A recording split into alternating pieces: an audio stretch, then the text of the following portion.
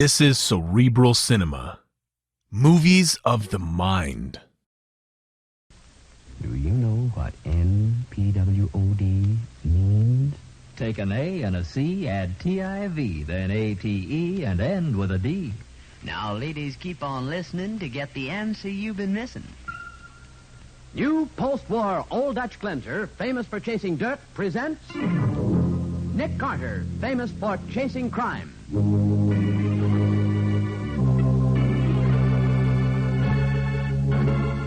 Every week at this time, two great names are joined as new post-war Old Dutch cleanser brings you one of the most resourceful and daring characters in all detective fiction, Nick Carter, Master Detective.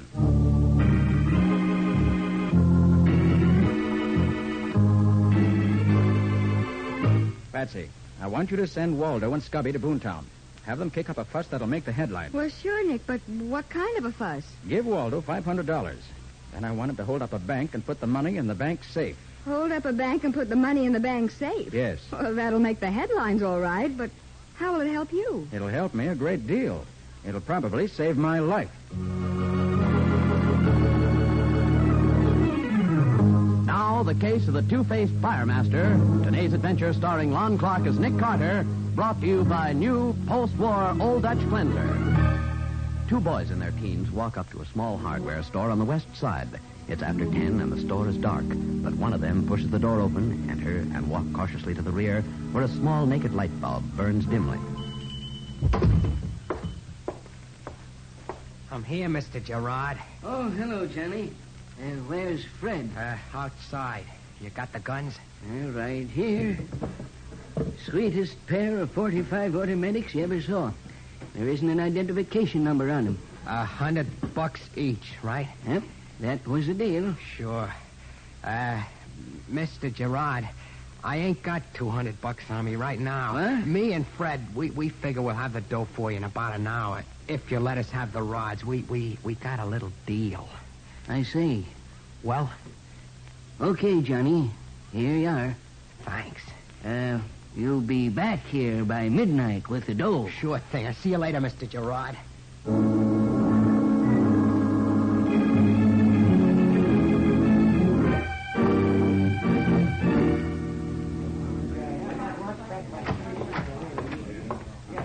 This is a stick-up. Don't nobody move. This is a stick-up. You hear me? This is a stick-up. Why, you young squirt, you can't... I told no one to move. Get over against the wall or you'll get the same as he got. Hurry up. Fred, check up the back of the store before you hit the register. Maybe there's something back there. Who turned on that alarm? Who did it? Fred, for the love of fire! Yeah, there was somebody back there, kid. He got your pal. Now drop that gun. You don't get me so easy. Stay back against the wall, you. Stay inside, all of you.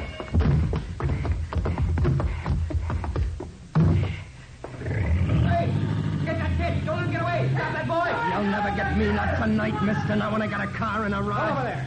Now, look out with that car. Who are you crowding? Pull over, I said. Get your car over against that curb fast. Like fun, I will. Okay, then I'll make you do it.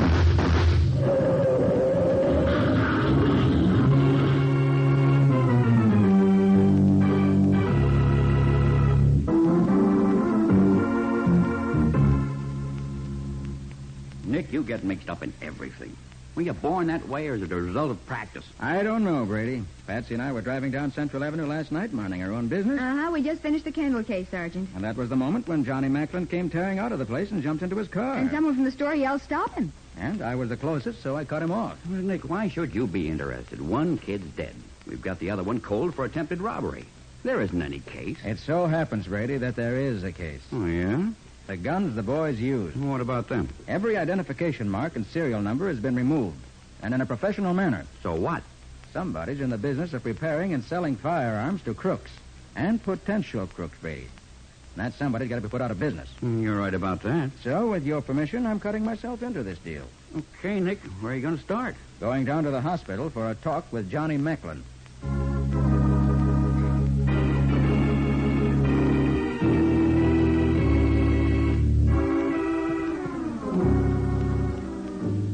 Johnny, I want to know where you got that gun. Go fly a kite. Now listen, Johnny. The man who sold you that gun is as much responsible for the jam you're in as you are. And I want to know his name. Go scram. You know, I can trace the gun. Like fun you can, there ain't no number on it. I said I can trace the gun, and I can. And I can get the man who processed it and sold it to you. And you can save me a lot of time if you'll answer my questions. It'll make things easier for you, Johnny. You can't trace that rod and you know it. You're bluffing. You think so? Let's have the lab kit, Patsy. Right here, Nick. You see, Johnny, the serial numbers are stamped into the metal of a gun, and they're stamped with a lot of pressure. But even if someone very carefully removes those numbers with a file and acid, they can't change one thing. What, for instance?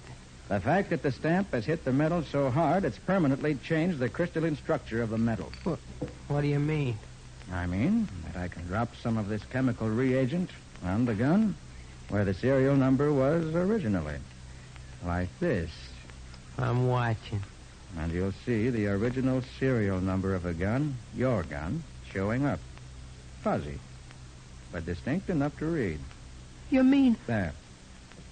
See? Y28437. For the love of 'em. So he lied to me. The dirty, lousy crook, he lied to me. Who is he, Johnny?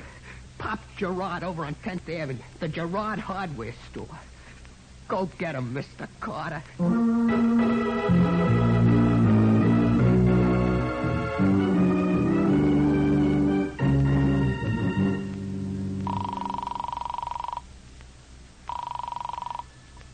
Homicide, Sergeant Brady. Brady? Nick. What you got, Nick? I've located the man who sold Johnny Macklin his gun. Great. He's a man named Gerard, who runs a hardware store on 10th Avenue. Gerard. But I've got a hunch Gerard's only the salesman. So what? I want the manufacturer. Sure, but how are you going to get him? Going over there and place an order for guns. Big enough to stir things up. And when I order 'em in my best gangster voice, it's going to start things popping. I hope.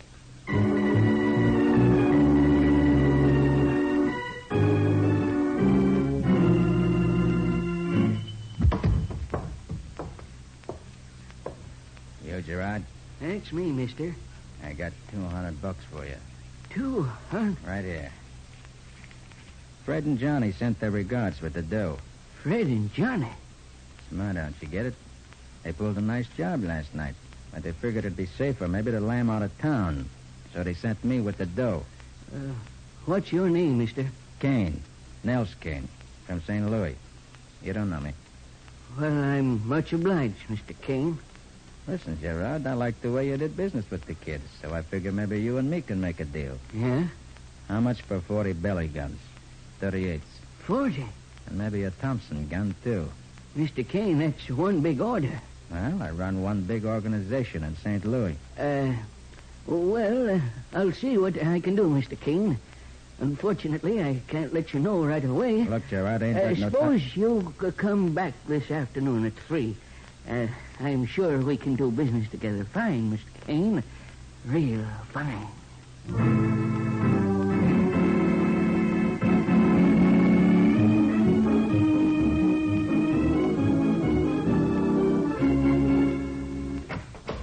Patsy, I think we're in. Is Gerard your man, Nick? No, my hunch was right.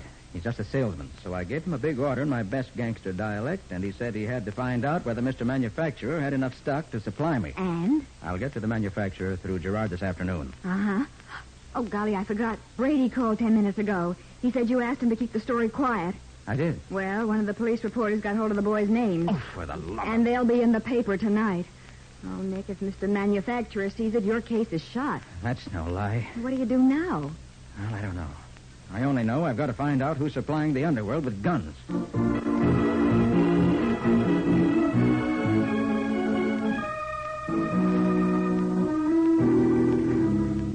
Now for my next question. How old is your firm, Mr. Valance? Rodney Valance Incorporated is 75 years old. I'm the third Rodney Valance to head this old and respected firm as Firemaster. Firemaster? What's that, Mr. Valance? The Firemaster invents and creates the new types of fireworks that are manufactured each year. Oh, that's very interesting indeed, sir. Excuse me, Mr. Valance. Yes, Linda? Mr. Gerard to see you. He says it's urgent. Very well, my dear. If you'll excuse me a moment, Mr. Oh, that's all right, Mr. Valance. I'll wait here. Well, Gerard? I think we got a new customer, Mr. Valance. Come to us through Johnny Macklin, who was sent to us by one of our best customers. Who is he? Man named Kane, Nels Kane from St. Louis. Wants 40 guns and a Thompson. 40? Yeah, quite an order. Yeah. There's just one thing, Mr. Valance. Yeah? I don't know this Nels Kane. Never seen him before. Never even heard of him. And we must be careful, as always. You check the files, Linda. Yes, Mr. Valance. There? No one by the name of Nels Kane listed here, Mr. Valance. Nevertheless, such an order is rather too large to throw away on mere suspicion, eh? That's the way I feel, Mr. Valance. I'll tell you, Gerard, we'll arrange to test the gentleman's integrity this afternoon. It'll be a protest, but very effective.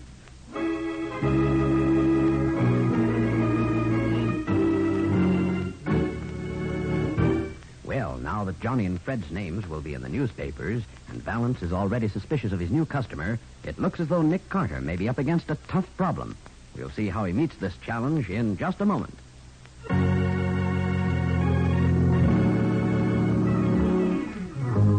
Now, back to the case of the two-faced firemaster. Today's adventure with Nick Carter, brought to you by new post-war Old Dutch cleanser. For the past hour, Nick has been engaged in his favorite pastime while thinking. He's throwing darts at a target set up in his office. Finally, however, Patsy just can't stand not being talked to any longer. Nick, haven't you thought of anything yet? Patsy, I guess I'll just have to go ahead and take a chance. Hmm? Maybe Gerard and Mr. Manufacturer won't see the hold-up story in the paper until it's too late. Maybe. In the meantime, I have a plan that may help. Oh? Tell Walter to pick up Scubby and fly out to Boontown at once. Okay, but what for? To carry phony identification with him, identifying them as Johnny Macklin and Fred. And then? Out in Boontown, they're to create some wild fuss that'll get them picked up by the local police. Something that'll make a big splash in the newspapers. And it's got to be so big that the local papers here will be sure to pick it up. Well, what should they do? I want you to give Waldo $500. Mm-hmm. And tell him he's to hold up a bank and put the money in the bank safe. Hold up a bank and put the money in the bank safe? Yes. Oh, that'll make the headlines all right. Naturally, I want you to make arrangements to have the bank cooperate. Well, I should hope so. On the quiet, of course. Check. In the meantime, I've got a 3 o'clock date with Gerard.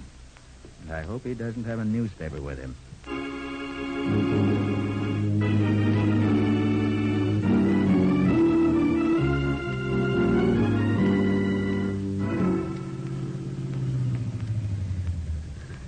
All right, Peterson, we've arrived.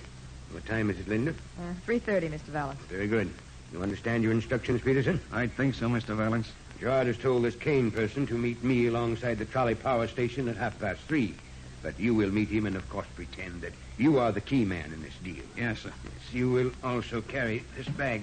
Okay. There's a Thompson gun in it, which you will offer as a sample. I see. And, if this Kane proves to be a cop or something... Trust me, Peterson. Trust me. Okay, Mr. Valance. And I'll be off with you. You mustn't keep Mr. Kane waiting.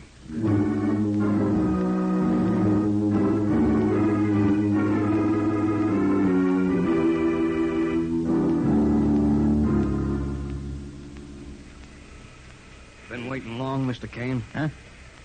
Oh, yeah. Gerard said... I know. I'm a little late. Sorry. You're the big boy? That's right, brother. Go ahead.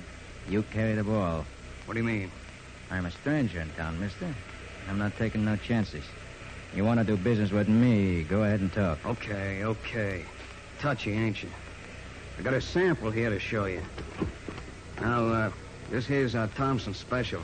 It's a rebuilt job, no identification. Are you crazy? What do you think I am, anyway? A baby? You're trying to set up a pinch for me? Lay off, will you? Want to beat your head in. You know no better than to flash a Thompson gun up in the open where 100 people could see us? Oh, gee, Get on your feet, Bunk. Take that bag and get out of here. Yeah, but I thought you... I don't do business with you. You're the big boy in this deal, and I'm the king of Siam.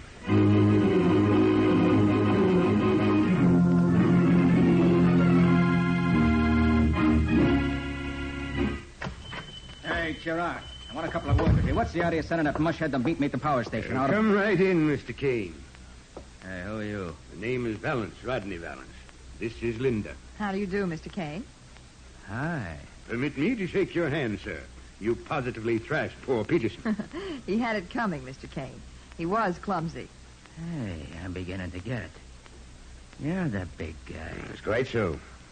You sent that mug to try me out, huh? We have to be careful, Mr. Kane. Yeah, sure. Now, to get down to business, you spoke of 40 revolvers and a Thompson gun. That's right. And the price will be $5,000 on delivery. All firearms are guaranteed to be in the best working condition and warranted free of all identification marks. Okay, the price is all right. Where's the stuff? Well, at my plant, naturally, you couldn't expect me to carry all that around with me. All right, how do I get to the plant? We'll take you there this evening, Mr. Kane. Suppose we pick you up in front of Gerard's shop at, say, 7 o'clock.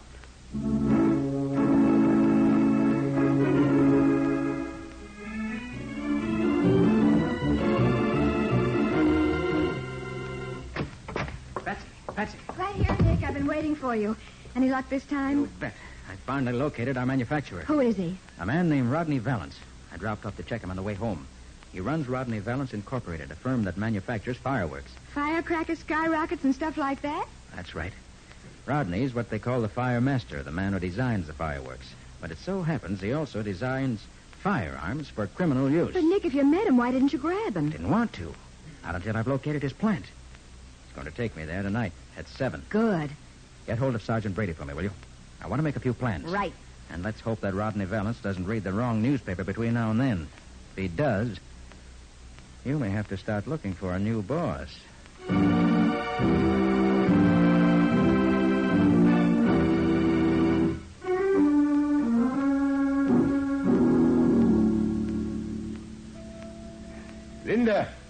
Linda, it's 6:45. Time to be on our way. Mr. Valance. Now, we've a busy night before us, Linda. There's Mr. Kane to be taken care of, and... Linda, what's the matter? Mr. Valance. Gerard said Kane was a friend of Johnny Macklin's, didn't he? Quite right. Johnny gave him the money to pay for his guns before he left town. Well, Johnny didn't leave town. What's that? Johnny didn't pull off that job last night. Fred was killed and Johnny was caught. Let me see that paper. There. Johnny was caught by Nick Carter. Nick Carter. Well. Thank you, Linda. You're a treasure. Although I don't think Mr. Nels Kane Carter will think so after we've finished with him tonight, eh?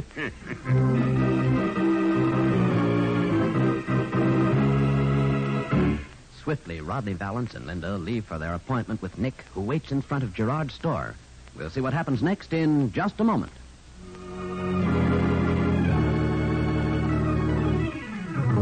And now for the conclusion of the case of the two-faced firemaster. Today's adventure with Nick Carter, brought to you by new post-war Old Dutch Cleanser. It's 10 minutes after 7. A long black sedan has just pulled up before Gerard's shop on 10th Avenue, and Nick Carter, the collar of his overcoat up close around his neck, has jumped in. Swiftly, the sedan starts its drive through the city. Sorry to have kept you waiting, Mr. Kane. I hope you'll forgive me. Yeah, sure, that's okay. You know, just before I come here, I read in the paper about Johnny Macklin and Fred. No, did you? Yeah, crazy kids. Sure get themselves into the goofiest jams. You read what they did out in Boontown today? Boontown? Yeah, that's right. See on the paper. Read it to me, Linda. Now, turn on the light. Thanks. 2 thieves identified as Johnny Macklin and Fred Gummer attempted to rob the Boontown Bank this afternoon. But for some unknown reason, made the mistake of depositing $500 instead of taking any money. Mr. Valance. Yes, I heard. Very interesting, isn't it? Well, we'll go into it after we get to the plant. Hey, what's the matter, Valance? Nothing at all, Mr. Kane. Just a little problem of conflicting newspaper stories we'll have to settle. It shouldn't bother you now, Mr. Kane. Okay, don't bother me. But there's one thing that does. Yeah? You've been driving this car around the streets like you're an eel. I don't like it. We going to your plant, or is this a come-on? Merely a precaution to shake off anyone who might be tailing us, Mr. Kane. Thought you already tested me once. Wasn't that enough? I'm a careful man, Mr. Kane. So am I. Especially with $5,000 on me. Now, look, we're at 5th and Grand. Correct. We was being tailed, we ain't no more. So now either we head straight for your place or I get out while I still got my dough. We're going there directly, Mr. Kane.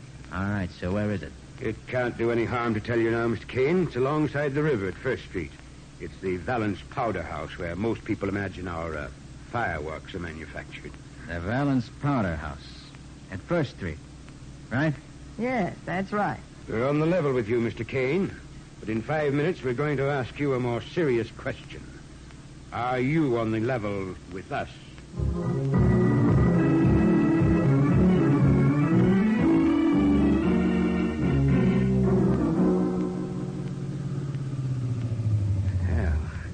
we are.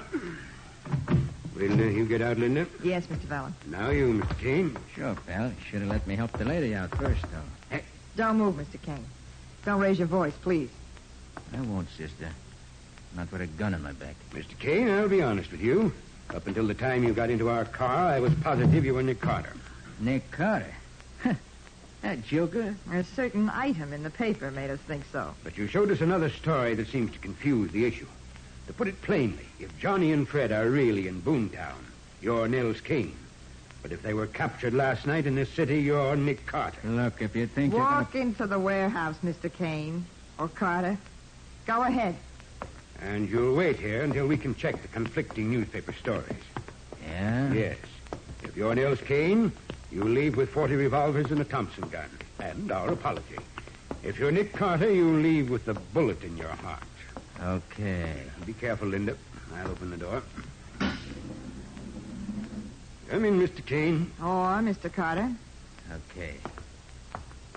All right, Valance, reach. What is Mr. Valance, we've been... You too, sister. Linda, you've got a gun. I'm going to use it, too. Ready, keep Valance covered. I'll grab the girl. That's what you think, Mr. Nick Give me Carter. that gun. I'll kill you with it. Linda, try to... Keep your hands up, Valance. Okay, Linda, you want to play rough? Nick, you all right? I'm all right, Brady. In a half a second, I'll drop that gun. There, that's better. You beast, I could... Keep them both covered, Brady. Right. I'll get the gun. Okay, that's that. Did you get Gerard and Peterson back at the store? We sure did. Then let's wrap up this case and go home. Well, Mr. Valance. Now, look, Carter, if you think... I don't think, Mr. Valance. I know. This is the beginning of a long and profitable relationship between you and a prison cell.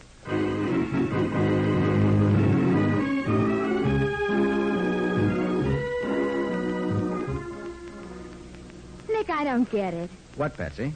When you got into Valance's car, did you know where his plant was? No, I didn't have the slightest idea. Then how come Brady was waiting for you inside the plant? You said Valance shook off anybody who could possibly be tailing you. Mm-hmm. Patsy, a great many new devices were developed during the war. One of them is a very compact radio transmitter, small enough to go into a large pocket. Oh, then that's why you wore your overcoat. That's why. And that's also why I turned up the collar, so that Valance and Linda wouldn't see the throat microphone I was wearing underneath. Oh, well, I'll be darned. All Brady had to do was listen to what you said to Valance. That's right. I said it was simple, didn't I?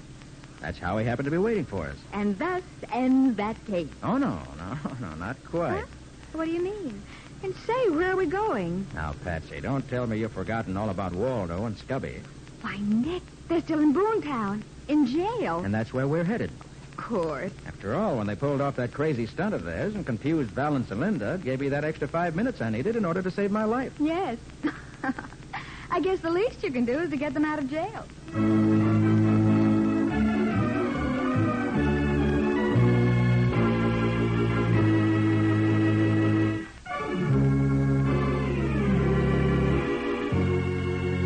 Nick Carter, Master Detective, is presented each week at this time and over these same stations by the Cudahy Packing Company, makers of new post-war Old Dutch Cleanser.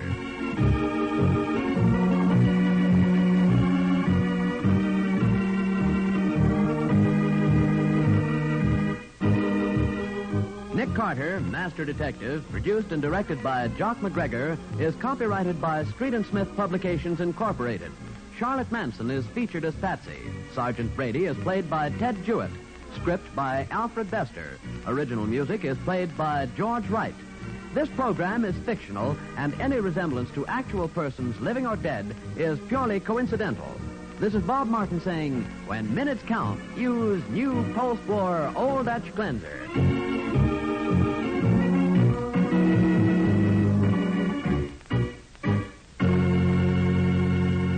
Cerebral Cinema hopes you have enjoyed this movie of the mind.